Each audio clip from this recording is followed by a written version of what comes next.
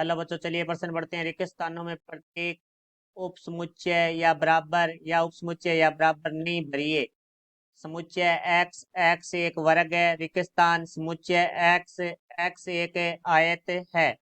मुख्य अवधारणा, तो हमारा जो प्रश्न है वो समुच्चय से संबंधित है। तो देखो हमारे पास है एक समुच्चय ए है, दूसरा समुच्चय बी है। यदि समुच्चय ए के सभी अवयव समुच्चय बी में विद्यमान है तो समुच्चय ए हमारा बी का उप समुच्चय कहलाता है और इसका जो प्रतीक चिन्ह है वो है।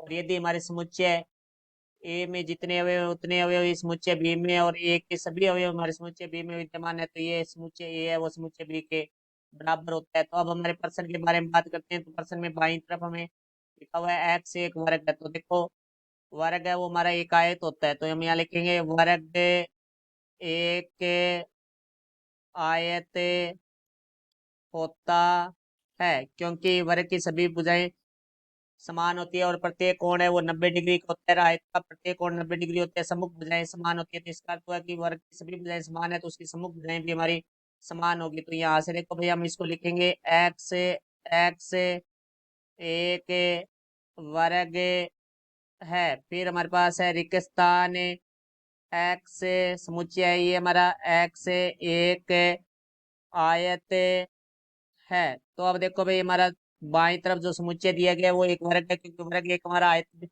भी हम कह सकते हैं, क्योंकि वर्ग में भी सम्मुख भुजाएं बराबर होती है और प्रत्येक कोण 90 डिग्री का होता है। आयत में भी सम्मुख भुजाएं बराबर होती है और प्रत्येक कोण है वो 90 डिग्री का होता है। तो यहाँ से देखो भाई, तो ये हमारा एक आयत होगा, वर्ग है वो आयत होता है। तो इसका अर्थ है कि हमारा जो बाईं तरफ जो समुच्चय है उसके अवयव है वो दाईं तरफ के समुच्चय में हमारे उपस्थित है। इसका अर्थ है कि हमारे पास चिन्ह आएगा उप समुच्चय या बराबर का। तो ये हमारे प्रश्न का उत्तर हुआ। मैं आशा करता हूँ समझ आया होगा। धन्यवाद।